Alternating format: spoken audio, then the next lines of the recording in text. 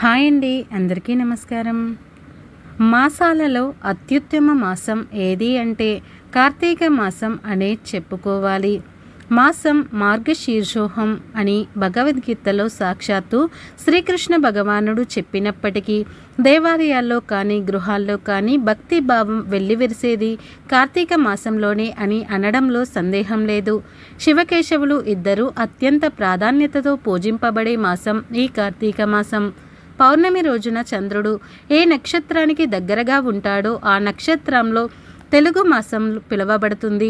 చంద్రుడు పౌర్ణమి రోజున కృతికా నక్షత్రంలో దగ్గరగా ఉంటాడు. కావున ఈ మాసానికి కార్తీక మాసం అనే పేరు వచ్చింది. కార్తీక మాసంలో కృతికా నక్షత్రాలు సూర్యోదయానికి ముందు అంటే తెల్లవారుజామున తూర్పు దిక్కున కనిపిస్తాయి. కార్తీక మాసం అంతా పండుగలే. బలిపాడ్యమి, భగిని హస్తభోజనం, నాగుల చవితి, ఉద్దాన ఏకాదశి, క్షీరాబ్ది ద్వాదశి, కార్తీక పౌర్ణమి మరియు కార్తీక సోమవారాలు ఇలా కార్తీక మాసంలో అన్ని పండుగ దినములే. ఇంతకీ 2024వ సంవత్సరంలో కార్తీక మాసం ఎప్పుడు ప్రారంభమవుతుంది? అక్టోబర్ 1 లేదా అక్టోబర్ 2న కార్తీక పౌర్ణమి స్నానం ఎలా చేయాలి, ఎప్పుడు చేయాలి, అసలు కార్తీక మాసంలో స్నానాలు ఎలా చేయాలి, ఏ సమయంలో చేయాలి, నెల రోజుల స్నానం చేయలేని వారు ఏం చేస్తే కోటి జన్మల మహాపుణ్యం వస్తుంది అనే పూర్తి విషయాలన్నింటినీ కూడా ఈరోజు మనం ఈ వీడియోలో తెలుసుకుందాం. ముందైతే ఈ వీడియోకి ఒక లైక్ చేయండి, అలాగే మా ఛానల్ని కూడా సబ్స్క్రైబ్ చేసుకుని మాకు సపోర్ట్ చేయండి. ఈ సంవత్సరం కార్తీక మాసం ఎప్పుడు ప్రారంభం అవుతుందో తెలియాలంటే కార్తీక పాడ్యమి తిథి ఎప్పటి నుండి ఎప్పటి వరకు ఉందో తెలియాలి. ఈ సంవత్సరం అనగా 2024 అక్టోబర్ 1 తేదీ సాయంత్రం 6:16 నిమిషాలకు పాడ్యమి తిథి ప్రారంభమై నవంబర్ 2వ తేదీ రాత్రి 8:21 వరకు ఉంటుంది. నవంబర్ 1న పాడ్యమి తిథి ప్రారంభమైనా కూడా ఆ రోజు పాడ్యమి దీపాలు స్నానాలు చేయకూడదు. ఎందుకు అంటే నవంబర్ 1వ తేదీ సాయంత్రం 6:16 వరకు అమావాస్య గడియలు ఉన్నాయి. పైగా ఈరోజు సూర్యోదయ సమయాలలో పాడ్యమి తిథి లేదు. నవంబర్ 2వ తేదీ తెల్లవారుజామున మాత్రమే పాడ్యమి తిథి ఉంది. కనుక నవంబర్ 2 నుండి కార్తీక మాసం ప్రారంభం అవుతున్నట్లుగా లెక్కలోనికి తీసుకోవాలి. ఈరోజు ఉదయమే కార్తీక పౌర్ణమి స్నానాలు చేయాలి, దీపాలు వెలిగించుకోవాలి. కావున ఈ సంవత్సరం నవంబర్ 2 నుండి కార్తీక మాసం ప్రారంభం అవుతుంది. కార్తీక పౌర్ణమి దీపాలు స్నానాలు కూడా నవంబర్ 2వ తేదీ తెల్లవారుజామునే చేయాలి. ఇక ఇప్పుడు కార్తీక మాసంలో స్నానం ఎలా చేయాలి, ఏ సమయంలో చేయాలి, నెల రోజులు స్నానం చేయలేని వారు ఏం చేయాలి అనే విషయాలను తెలుసుకుందాం.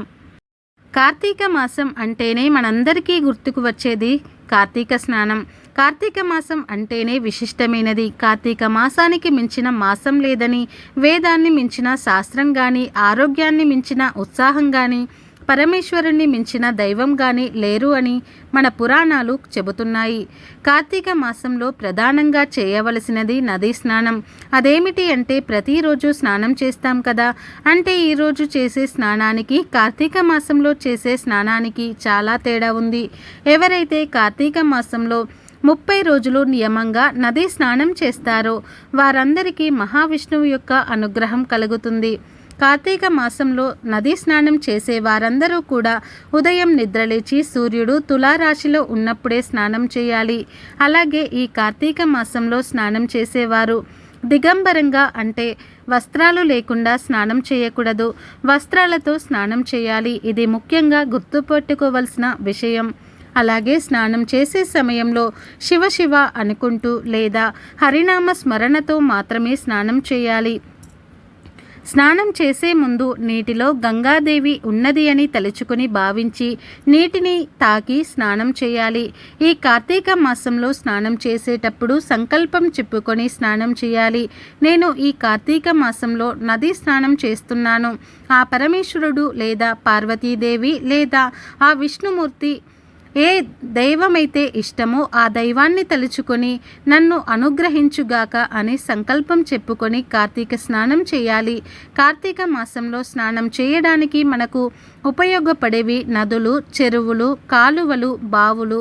ఇవి ఏమీ లేని వాళ్ళు అనుకుంటే బకెట్లో ఉండే నీటితో స్నానం చేయాలి. ఈ కార్తీక మాసంలో వెన్నెల ఎక్కువగా ఉంటుంది. ఇలా వెన్నెలలో ఉన్నటువంటి నీటితో స్నానం చేస్తే చాలా మంచిది. ఇలా వీలు లేని వారు రాత్రి సమయంలో బకెట్లో నీళ్లు నింపి వెన్నెలలో పెట్టి ఉదయం ఆ బకెట్లోని నీటితో స్నానం చేస్తే నది స్నానం చేసిన ఫలితం దక్కుతుంది. ఈ కార్తీక మాసం మొత్తం వెన్నెలలో అమృతం నిండి ఉంటుంది. ఆ యొక్క అమృతాన్ని నీరు మాత్రమే గ్రహించగలుగుతుంది. కాబట్టి ఈ కార్తీక మాసంలో వీలైనంత వరకు నదులలో, కాలువలలో, చెరువులలో స్నానం చేయడం చాలా శ్రేష్టం. తులారాశి కదే సూర్య గంగా త్రైలోక పావని సర్వాత్ర ద్రవరూపేణ సంపూర్ణే భవతే తదా అని ఈ శ్లోకాన్ని చెప్పుకొని స్నానం చేస్తే సంపూర్ణంగా ఫలితం దక్కుతుంది. అలాగే ఈ కార్తీక స్నానాన్ని ఉదయం 4:30 గంటల నుండి 5:30 గంటల లోపు ఈ తులారాశిలో చేసినట్లు అవుతుంది. కాబట్టి ఈ సమయంలో చేసేయండి. లేదా మీకు దగ్గరలో ఎవరైనా వేద పండితులు ఉంటే ఈ కార్తీక మాసంలో తులారాశి ఏ సమయాలలో ఉంటుందో తెలుసుకొని ఆ సమయంలో నదీ స్నానం చేయండి. కార్తీక స్నానాన్ని చల్లటి నీటితోనే చేయాలి. వేడి నీటితో చేయకూడదు. ఆరోగ్యం సరిగా లేనివారు గోరువెచ్చని నీటితో స్నానం చేయవచ్చు. ఆరోగ్యంగా ఉన్నవారు మాత్రం వేడి నీటితో స్నానం చేయకూడదు. సర్వ పాపాలను పొందినవారు అవుతారు. కాబట్టి ఆరోగ్యంగా ఉన్నవారు ఎట్టి పరిస్థితులలోనూ వేడి నీటితో ఈ కార్తీక మాసంలో స్నానం చేయకండి. చన్నీటి స్నానం అన్ని విధాలా శ్రేయస్కరం. కార్తీక మాసంలో కావేరీ నదిలో స్నానం చేసిన వారికి సర్వభోగాలు అఖండ పుణ్యం కలుగుతుందని స్కంద పురాణం చెబుతుంది. ఎవరైతే ఈ కార్తీక మాసంలో కావేరీ నదిలో స్నానం చేసి శ్రీరంగాన్ని దర్శించుకున్న వారికి వైకుంఠ ప్రాప్తి కలుగుతుందని శివపురాణం చెబుతుంది. కార్తీక మాసంలో నెల రోజులు స్నానం చేయలేని వారు ప్రతి ఆదివారం అంటే సోమవారాలు ఇక్కడ ప్రధానం. సోమవారం కూడా కుదరని వారు ఆదివారం కార్తీక మాసంలో వచ్చే ప్రతి ఆదివారం స్నానం చేసినా కార్తీక మాసంలో నెల రోజులు స్నానం చేసినా పుణ్యం లభిస్తుందని మన వేద పండితులు చెబుతున్నారు. ఇలా ప్రతి ఆదివారం చేయలేని వారు శుద్ధ పాడ్యమి రోజు, పౌర్ణమి రోజు, నెలలో వచ్చే చివరి రోజు, అమావాస్య రోజు ఈ 3 రోజులలో స్నానం చేసిన కార్తీక మాసం అంతా స్నానం చేసిన పుణ్యం లభిస్తుంది. అంటే ఈ కార్తీక మాసంలో 30 రోజుల్లో నదీ స్నానం చేయలేని వారు పాడ్యమి అంటే శుద్ధ పాడ్యమి రోజు, పౌర్ణమి రోజు, అమావాస్య రోజు చేస్తే నెలంతా కూడా చేసిన పుణ్యం లభిస్తుంది. అసలు ఏ రోజు కార్తీక మాసంలో నదీ స్నానం చేయడం కుదరను అనుకునేవారు, చేయలేను అనుకునేవారు ప్రతిరోజు కార్తీక పురాణం విన్నవారికి సమస్త దోషాలు తొలగి పుణ్యం లభిస్తుందని పురాణాలు చెబుతున్నాయి. ఇవేమీ కూడా చేయలేని వారు కార్తీక మాసంలో వచ్చే ఒక సోమవారం చేసిన కార్తీక మాసంలో నెల రోజులు స్నానం చేసిన ఫలితం వస్తుంది. కాబట్టి ఈ కార్తీక మాసంలో మీ వీలును బట్టి అసలు చేయలేని వారు కార్తీక పురాణాలను విని మంచి ఫలితాలను పొందండి. అసలు కార్తీక స్నానం ఎందుకు చేయాలి అనే విషయానికి వస్తే సంవత్సరం మొత్తంలో పండుగలు, పూజలు, పునస్కారాలు ఎన్నో చేస్తాం. వినాయక చవితి, దసరా 9 రోజులు, సంక్రాంతి 3 రోజులు ఇలా జరుపుకుంటాం. కానీ కార్తీక మాసం నెల రోజులు ప్రత్యేకతే. మరీ ముఖ్యంగా శివకేశవులకు అత్యంత ప్రీతికరమైన మాసం ఇది. అయితే దైవభక్తి మాత్రమే కాదు, ఈ నెలలో ఆచరించే ప్రతి క్రియ వెనుక ఆరోగ్య రహస్యం ఉంది. ముఖ్యంగా కార్తీక స్నానం ఆరోగ్యానికి ఎంతో మేలు చేస్తుంది. సూర్యుడు ఉదయించక ముందే నక్షత్రాలు ఇంకా అక్కడక్కడ మినుకుమంటూ ఉండగానే కార్తీక మాసంలో నదీ స్నానం ఆచరించాలని చెప్తుంటారు.